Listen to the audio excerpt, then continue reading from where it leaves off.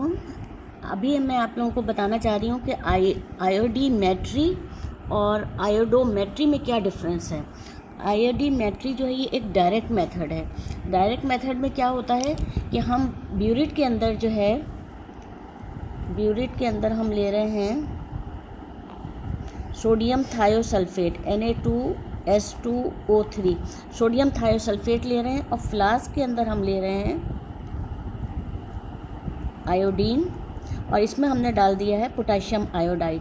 क्यों डाला है? क्योंकि आयोडीन पानी में डिज़ोल्व नहीं होता, पोटेशियम आयोडाइड में डिज़ोल्व हो जाता है।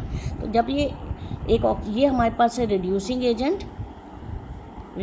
एजेंट है ये, और हमारे पास यहाँ पे जो आ रहा है सैंपल वो हमारे पास हो जाएगा ऑक्सीडाइजिंग एजेंट।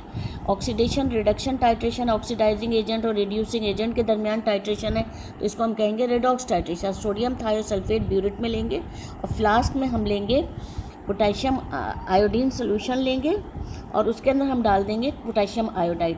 क्यों डालेंगे? क्योंकि आयोडीन पानी में डिज़ोल्व नहीं होती, पोटेशियम आयोडाइड में 90% डिज़ोल्व हो जाती है।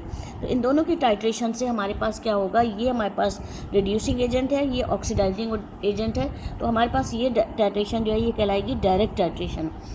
The process of titration in which an iodine solution is directly titrated, या iodine solution जो है डायरेक्टली टाइट्रेट हो रही है with a reducing agent sodium thiosulphate से, ठीक है, सोडियम थायोसल्फेट से, which is filled in burette. और I2 और KI सोल्यूशन हमने किस में लिया है? कोनिकल फ्लास्क में लिया है। अब हमारे पास ये रिड्यूसिंग एजेंट हो गया, ये ऑक्सीडाइजिंग एजेंट हो गया, तो दोनों के दरमियान रिएक्शन को क्या कहेंगे? रेडॉक्स रिएक्शन कहेंगे। Redox reaction takes place and iodine is converted into iodide ion. Iodide ion में आयोडीन जो है वो 2 इलेक्ट्रॉन गेन करके आयोडाइड आयन में कन्वर्ट हो जाएगी, यानी यहाँ पे इसका ऑक्सीडेशन नंबर 0 है और यहाँ माइनस में है, तो इसका मतलब है प्लस से 0 की तरफ जा रहा है, तो इसकी क्या हो रही है? रिडक्शन हो रही है।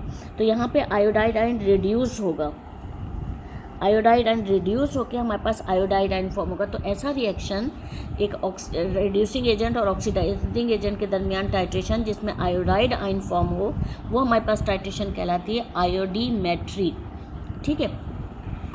अब इसमें क्या है? Iodine gets reduce by gaining 2 electrons. It is a direct method, यानी जैसे हम टाइट्रेशन करते हैं वो वाला मेथड है। अब हमारे पास दूसरा मेथड है जो कहलाता है आयोडोमेट्री। इसमें हमारे पास आयोडाइड आयन फॉर्म हो रहा है, इसमें हमारे पास डायरेक्टली आयोडीन फॉर्म होगी, यानी ऐसी टाइट्रेशन, रिडॉक्स टाइट्रेशन जिसमें आयोडीन फॉर्म हो, वो कहलाती है आयोडोमेट्री, ठीक है।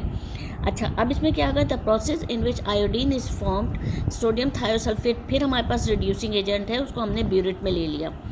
While the flask contains potassium iodide KiO3, potassium iodate ले लिया हमने, और पोटेशियम आयोडेट है ये, और पोटेशियम आयोडाइड इन सोल्यूशन। इन दोनों के रिएक्शन से क्या बनेगा? हमारे पास आयोडाइड आयन बनेगा। तो ये हमारे पास डायरेक्ट मेथड तो नहीं हुआ ना, पहले हमने ये दोनों के मेथड से पहले क्या बनाया? आयोडीन हासिल की। यहाँ तो हमें डायरेक्टली आयोडाइड आयन मिल रहा था, आयोडीन मिल गई ना, लेकिन यहाँ पे हमें ऐसा नहीं हुआ। यहाँ पे हमें पोटेशियम आयोडेट और पोटेशियम आयोडाइड को फ्लास्क में लेकर, और ये फ्लास्क आमतौर पर कहलाती है आयोडीन फ्लास्क, ठीक है।